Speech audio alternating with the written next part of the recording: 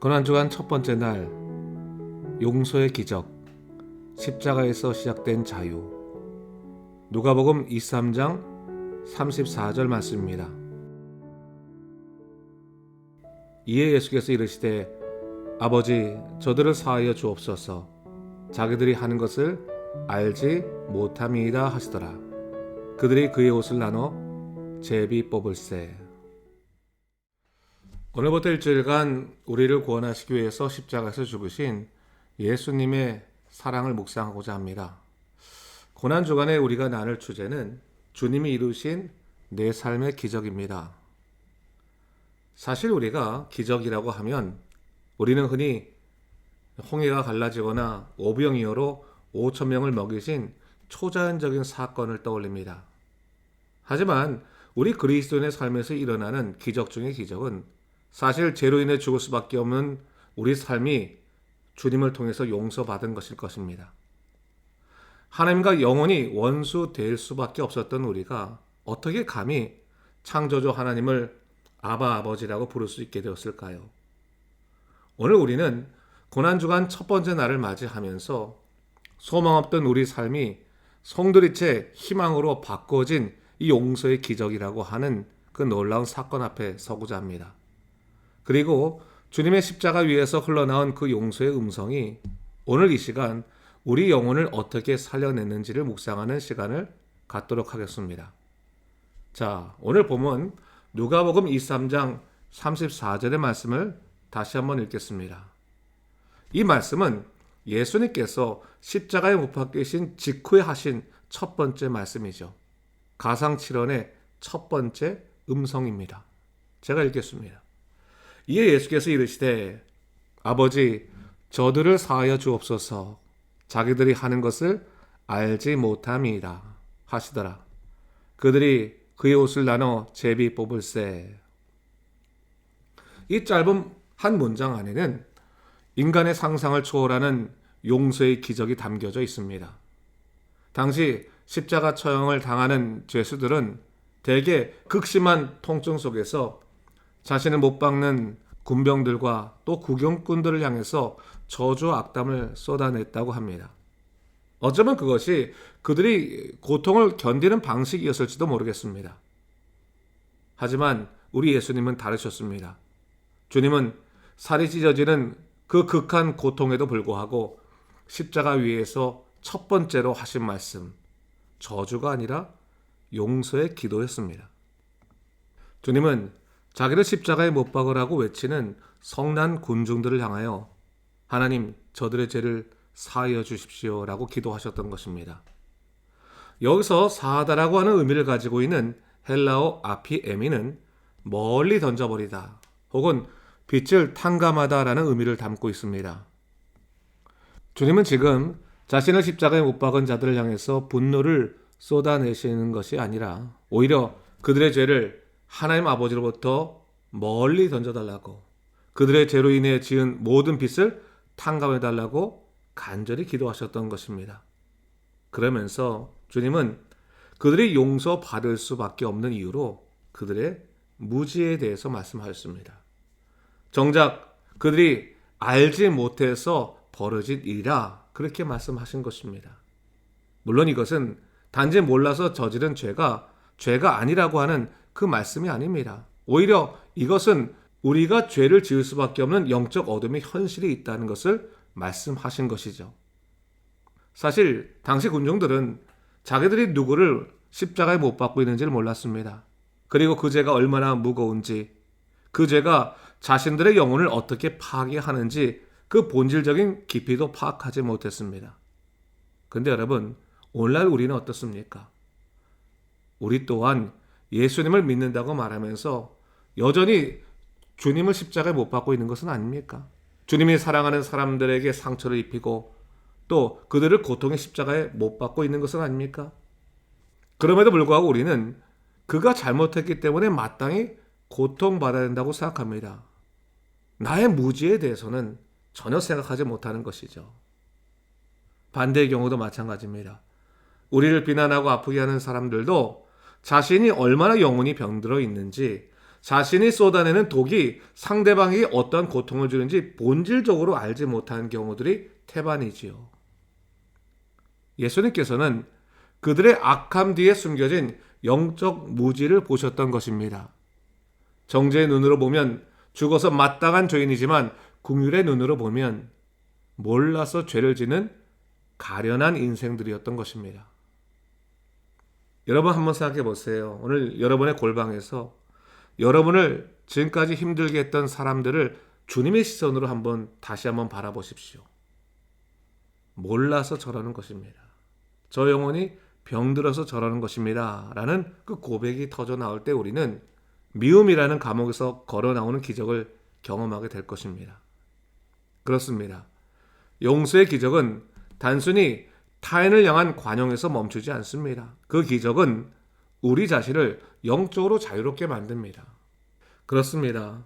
사실 우리 마음속에 미움을 유지시키는 일은 남을 용서하는 것보다 훨씬 더 많은 에너지를 필요로 합니다. 그럼에도 불구하고 우리가 남을 계속 미워할 수밖에 없는 것은 우리가 누구인지를 망각하기 때문에 그렇습니다. 마태복음 18장을 보게 되면요, 1만 달란트 빚진 자의 비유가 나와 있습니다. 우리는 종종 1만 달란트의 금액을 가볍게 취급하곤 합니다. 하지만 이 숫자의 이 가치를 당시의 상황으로 환산해 보면 놀라지 않을 수 없어요. 한 달란트는 약 6천 데나리온이라고 합니다. 당시 한 데나리온이 노동자 하루 품삯이었으니 한 사람이 약 20년 동안 단 하루도 쉬지 않고 한 푼도 쓰지 않고 모으게 되면 한 달란트를 모을 수 있는 것이죠. 그렇다면 1만 달란트는 어떨까요? 무려 20만 년을 일해야 벌 수 있는 금액이었던 것입니다. 상상도 할 수 없는 금액이죠. 상상도 할 수 없는 빚인 것입니다. 자기 힘으로는 결코 해결할 수 없는 엄청난 빚이었던 것입니다. 물론 이것은 상징적인 숫자일 뿐입니다. 인간이 아무리 노력해도 대대로 목숨을 바쳐도 도저히 갚을 수 없는 영원한 죄의 빚을 의미하는 것이죠. 우리는 하나님 앞에 바로 이 같은 1만 달란트의 빚진 자들이었습니다. 우리 스스로는 이미 파상 선고를 한 사람들이었고 영원한 형벌의 감옥 위에 갈 곳이 없는 존재들이었습니다. 그런데 그런 우리들에게 기적이 일어났습니다. 주인이 그 종을 불쌍히 여겨 그 엄청난 빚을 단번에 탕감해 준 것입니다. 여러분, 십자가 용서가 바로 이와 같습니다. 우리가 다 깨닫기도 전에, 우리가 하나님 앞에 무릎 꿇고 빌기도 전에 주님은 십자가에서 그 1만 달란트의 빚을 당신의 생명으로 지불해 주셨습니다. 우리가 모르는 사이에 우리가 죄인 되었을 때 십자가 위에서 저들을 사하여 주옵소서라는 기도를 올리셨고 그 기도는 마침내 다 이루었다라고 하는 선포로 완성되었던 것입니다. 우리가 미처 다 알지도 못했던 그 산더미 같은 죄의 빚이 예수 그리스도의 십자가의 은혜로 탕감받은 것입니다. 그런데 이 1만 달란트를 탕감받은 비유를 보게 되면 그가 은혜를 입고 나갔을 때 자신에게 100데나리온 빚진 동료를 만났을 때 어떻게 행합니까? 그 동료의 덜미를 잡고 그를 감옥에 가둡니다. 자기가 탕감받은 빚에 비해서 비교도 할 수 없는 이 작은 빚을 지닌 친구를 고통 속에 쳐넣은 것입니다. 당시 100데나리온은 약 석 달치 월급이었습니다. 물론 적은 돈은 아니지만 결코 1만 달란트에 비할 바 없는 푼돈인 것이죠. 왜 그랬을까요? 그가 받은 은혜를 잊어버렸기 때문에 그래요. 한마디로 영적으로 무지했기 때문입니다. 자신이 조금 전 임금에게 받은 그 어마어마한 용서의 크기를 금세 잊어버렸습니다. 그저 망각의 늪에 빠져서 자기가 받은 은혜가 얼마나 큰지도 모르고 나에게 상처 준 사람의 100데나리온 같은 허물을 끝까지 붙들고 분노하고 있는 것입니다. 우리가 누군가를 용서하지 못하고 미워하는 이유는 주님이 십자가에서 나를 위해 치르신 1만 달란트의 무게를 잊어버린 영적인 무지 때문입니다. 내가 얼마나 처참한 죄인이었으며 주님이 나를 살리기 위해서 얼마나 비싼 값을 치르셨는지를 망각할 때 우리는 다시 정죄의 칼을 휘두르게 됩니다. 진정으로 용서의 기적을 경험한 사람은 더 이상 타인의 허물을 붙잡고 살 수 없습니다. 내가 1만 달란트 탕감받았음을 골방에서 눈물로 고백할 때 내게 상처를 준 이웃을 향한 미움의 밧줄은 자연스럽게 풀리게 될 것입니다. 용서는 나의 인격으로 짜내는 것이 아니라 내 죄값이 이미 완불되었다는 그 압도적인 사랑의 빛을 기억할 때 터져나오는 성령의 역사임을 기억하십시오. 사랑하는 프로미스 공동체 여러분, 오늘 고난주간 첫날에 주님은 각자의 골방에 앉아있는 우리에게 묻고 계십니다. 너는 내가 너를 위해 흘린 피로 탕감한 그 1만 달란트의 기적을 너는 믿고 있느냐? 네가 다 깨닫기도 전에 내가 이미 내 모든 죄값을 치루었음을 확신하느냐? 우리의 영적 무지조차 궁일이 여기시며 몰라서 저러는 것이니 용서해달라고 기도하신 주님의 첫 번째 음성은 바로 우리를 살리신 주님의 은혜의 통로가 되었습니다. 그렇습니다.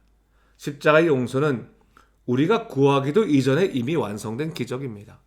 아버지 저들을 사하여 주옵소서. 바로 그 주님의 음성이 오늘 우리의 이름까지 부르며 선포되고 있는 것이죠. 사랑하는 아들아, 딸아, 네가 미처 알지 못했던 그 1만 달란트의 죄까지 내가 다 치루었다. 너는 이제 자유다. 우리가 이 거대한 용서의 은혜를 입었으니 이제 우리도 그 사랑으로 서로 용서하며 나아가길 원합니다. 이 용서의 기적이 여러분의 무너진 자존감을 회복시키고 막혔던 관계를 뚫어내며 다시 일어설 용기를 주기를 주님의 이름으로 간절히 축원합니다. 기도하겠습니다. 우리의 삶을 주관하시는 전능하신 하나님 아버지, 참으로 감사합니다. 고난주간 첫 번째를 나를 맞이하게 되면서 다시 한번 내 삶에 일어난 주님의 기적, 주께서 이루신 그 기적을 다시 한번 생각해 보게 됩니다. 용서받을 수 없는 엄청난 죄인이었는데 주님이 이미 2000년 전에 우리의 죄를 십자가 위에서 다 해결해 주셨습니다. 탕감해 주셨습니다. 이제 그 탕감받은 우리가 주님의 은혜로 말미암아 살아갈 터인데 우리는 여전히 작은 일에 남들을 미워하고 그리고 고집 부리는 인생을 살아갑니다. 주님 용서하여 주시옵소서. 이 용서의 기적을 내 삶에 누리게 도와주시고 이 일주일간, 이 고난주간, 이 특별 기도회를 통해서 하나님만 바라볼 수 있는 그 골방의 능력을 회복할 수 있도록 인도하여 주시옵소서. 감사드리며 이 모든 말씀 우리 주 예수 그리스도의 이름으로 간절히 기도드립니다. 아멘.